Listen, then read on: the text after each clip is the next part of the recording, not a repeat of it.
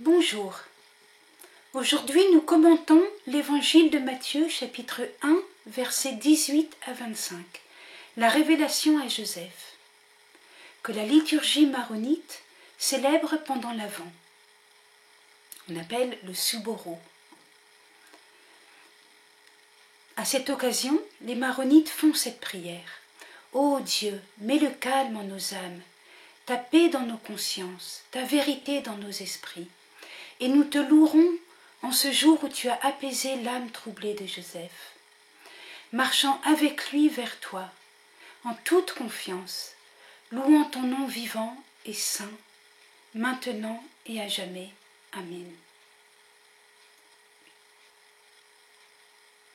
L'évangile que nous commentons commence par ces mots. Or, telle fut la genèse de Jésus-Christ. Des mots qui font écho au premier verset de l'évangile de Matthieu, livre de la genèse de Jésus-Christ, qui nous avait introduit, rappelez-vous, à la généalogie de Jésus. Une généalogie toute humaine, mais qui s'achevait par un verset qui déjà nous introduisait dans l'action divine, la conception virginale. Ce n'est pas Joseph qui a engendré Jésus. Un passif divin désignait une conception mystérieuse. L'évangile de Matthieu continue en disant « Marie, sa mère, était fiancée à Joseph. » Qu'est-ce que cela signifie? Or, avant qu'ils eussent mené vie commune, c'est en effet une étape du mariage juif que l'on appelle Kiddushin, avant le second mouvement que l'on appelle Nisuin, qui est le mariage proprement dit. Expliquons. Dans la première étape, effectivement, hommes et femmes n'habitent pas ensemble. Cette première étape est très importante d'un point de vue humain, d'un point de vue spirituel. C'est une étape en creux, en ouverture, en espérance. Un espace intérieur est créé, qui prépare le mariage. Ceux qui vont se marier font quelques renoncements. Ils n'ont pas tout à fait la même vie qu'avant. Les fiançailles créent un espace en creux pour que le mariage puisse le remplir. Durant cette première étape, si l'un ou l'autre a des relations physiques avec un autre partenaire, c'est un adultère. Si l'un ou l'autre veut rompre la première étape, il faut un acte de répudiation, c'est déjà un divorce. La première étape engage donc beaucoup. C'est pendant cette première étape, qui est donc une étape en creux, en ouverture, en espérance, qu'a lieu la révélation à Joseph, comme aussi l'annonciation à Marie. La deuxième étape est une étape festive, c'est la fête du mariage, c'est une étape publique. Ensuite, normalement, les deux ne forment plus qu'une seule chair. Continuons. Avant qu'ils eussent mené vie commune, elle se trouva enceinte par le fait de l'Esprit Saint. Nous avons un peu plus de détails dans l'évangile de Saint Luc, où est relatée l'annonciation à Marie. L'Esprit Saint te couvrira de son ombre. Puis nous avons le récit de la visitation. Marie s'en va en Judée, chez sa parente Élisabeth. Et c'est donc à son retour que Joseph découvre que Marie est enceinte. Joseph, son mari, donc nous avons expliqué que dès la première étape, Kiddushin, où ils n'ont pas mené de vie commune, hommes et femmes sont déjà appelés mari et femme. Donc Joseph, son mari, qui était un homme juste et ne voulait pas la dénoncer publiquement, résolut de la répudier sans bruit. Joseph est un homme juste. Que veut dire juste? Dans la Bible, Noé est un homme juste. Et l'on dit aussi qu'il marchait avec Dieu. Dans la Bible encore, Élisabeth et Zacharie sont des justes. Et l'on dit, ils pratiquaient les commandements du Seigneur. Dans la Bible encore, dans les Actes des Apôtres, Corneille le centurion est injuste. Sa bonté est connue. Donc, il peut y avoir des païens qui sont justes. La justice connote aussi avec la bonté. Elle connote aussi avec marcher avec le Seigneur, obéir à ses commandements. Eh bien, Joseph est juste dans toutes ses significations. En effet, il cherche à obéir à la loi de Moïse, mais il cherche à le faire avec justesse, ajusté à Dieu, avec bonté. La loi de Moïse demande qu'il répudie Marie, car elle est soupçonnée d'adultère si elle est enceinte. Ou encore, parce qu'il n'est pas forcé que Joseph soupçonne Marie d'adultère, il connaît sa pureté. Ou encore, Joseph perçoit qu'il y a eu une intervention divine. En effet, la Bible nous montre des indications qui nous permettent de penser cela. Par exemple, Moïse devant le buisson ardent. Il ôte ses sandales, il a une attitude de vénération, d'adoration. Isaïe dans le temple, quand il reçoit sa vocation, qu'il entend les anges chanter « Dieu est saint, saint, saint ». Il a aussi un acte plein de vénération. Il s'écrie « Malheur à moi, je suis un homme pécheur ». Et voici qu'un ange purifie ses lèvres avec une braise ardente et Isaïe accepte sa vocation de prophète. Plus près de Saint Joseph, Élisabeth, lorsqu'elle a reçu la Vierge Marie enceinte, elle a eu un acte de vénération. Comment m'est-il donné que la mère de mon Seigneur vienne jusqu'à moi? Et elle le dit d'une voix forte, c'est-à-dire d'une voix liturgique. Alors Joseph, quand il voit Marie enceinte, n'aurait-il pas eu lui aussi une attitude empreinte d'un respect cultuel, comme dans le culte, comme dans le temple? Et cette crainte ne l'aurait-elle pas conduit à une justice qui est toute empreinte de respect de Dieu, d'interrogation? Que se passe-t-il? Suis-je digne du mystère? Avançons. Nous avons donc dit que Joseph est juste, que sa justice est une justice humaine, que sa justice est aussi une justice d'homme ajusté à Dieu, qui cherche la volonté de Dieu. C'est un homme décidé. Alors qu'il avait formé ce dessein, il a été capable de prendre une décision. Il n'est pas resté dans le vague. Et c'est alors qu'il a pris sa décision que l'ange vient l'éclairer. L'ange du Seigneur lui apparut en songe. Un songe, ce n'est pas n'importe quel rêve vague et imprécis, non. Les songes dans la Bible adviennent souvent aux prophètes, aux personnages qui ont une importance dans le dessein du salut, dans le plan de Dieu. Ce n'est pas un simple effet littéraire que de parler d'un songe. Il y a une certaine réalité. Donc l'ange du Seigneur lui apparut en songe et lui dit « Joseph, fils de David, ne crains pas de prendre chez toi Marie, ta femme. Ne crains pas, comme à Gédéon, ne crains pas. Ceux qui reçoivent une mission du Seigneur, il leur est dit, ne crains pas. À Marie aussi, il était dit, ne crains pas. Car Joseph reçoit une mission. Prendre chez lui Marie, ta femme. Recevoir chez lui, accepter Marie. La recevoir dans son esprit, s'ouvrir à son mystère. car ce qui a été engendré en elle vient de l'Esprit Saint. Voilà le motif qui va apaiser l'âme de Joseph, l'éclairer complètement. Elle enfantera un fils et tu l'appelleras du nom de Jésus.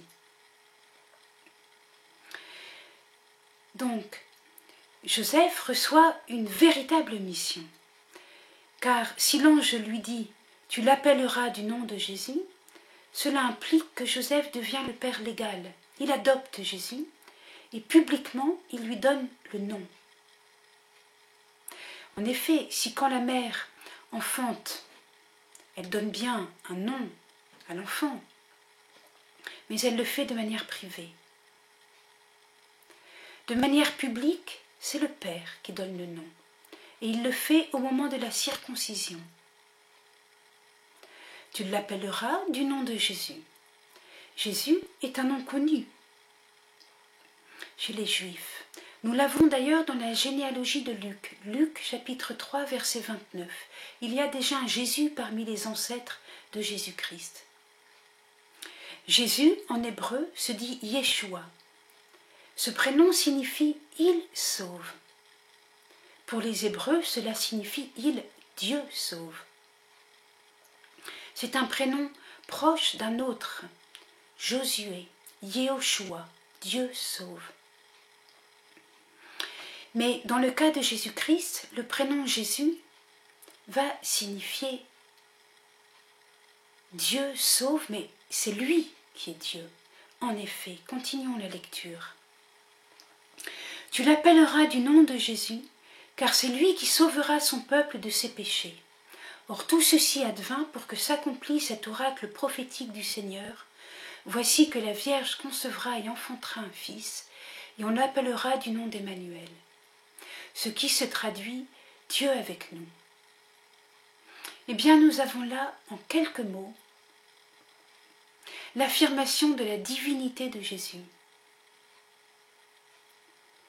Et c'est pourquoi aussi les premières générations chrétiennes ne donneront pas le prénom Jésus. C'est un prénom qui est devenu trop grand, trop noble, trop divin. Expliquons pourquoi ces quelques mots expriment la divinité de Jésus. Il est dit, il sauvera son peuple. Dans l'Ancien Testament, ou même dans le Nouveau, son peuple se réfère toujours à Dieu. C'est Dieu qui dit « mon peuple ». Désormais, c'est Dieu le Père et le Fils qui diront « mon peuple ». Son peuple se réfère à Adonai et à ce Jésus qui va naître. Il sauvera son peuple de ses péchés. Qui peut sauver des péchés sinon Dieu seul? Nous l'avons dans le récit de la guérison du paralytique. Jésus déclare au paralytique « Mon enfant, tes péchés te sont remis. » Aussitôt, les scribes se protestent « Mais qui peut remettre les péchés sinon Dieu seul ?» Celui-là blasphème, Jésus blasphème aux yeux des scribes. Voilà donc celui qui sauvera son peuple de ses péchés, ça ne peut être que Dieu. Et c'est pourquoi, dans ce contexte, l'application de la prophétie d'Isaïe ne peut pas désigner un roi quelconque, comme pouvait l'être Ézéchias, mais Dieu. Emmanuel au sens fort, Dieu avec nous. Il y a là plus grand que Salomon, dira Jésus. Il y a là plus grand que le temple. Il est Dieu, il est Emmanuel dans un sens que le prophète Isaïe, qui avait donné cet oracle, voici que la jeune fille concevra et enfantera un fils et on l'appellera du nom d'Emmanuel, que le prophète Isaïe ne pouvait pas imaginer. Il a donné cet oracle sans pouvoir en donner une interprétation entière, une interprétation complète, il ne pouvait pas concevoir l'incarnation.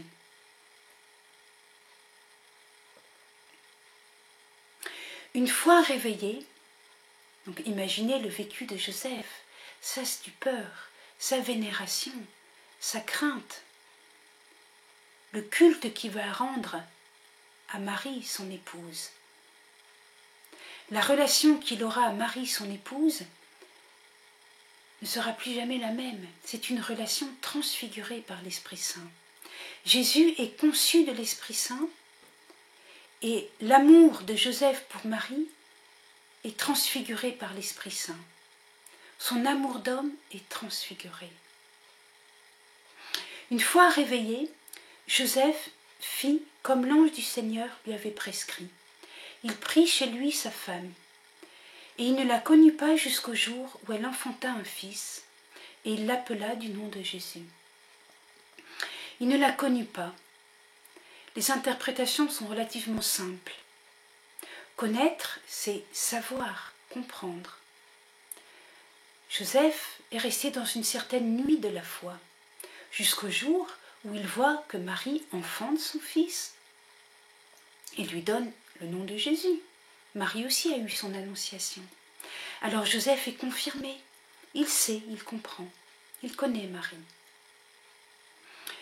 Une autre interprétation fréquente quand on parle d'un homme et d'une femme mariés signifie connaître sexuellement. Joseph n'a pas connu Marie dans ce sens. Et le jusqu'au jour ne signifie pas qu'il aurait connu Marie après. Non, rien n'est dit, rien n'est précisé.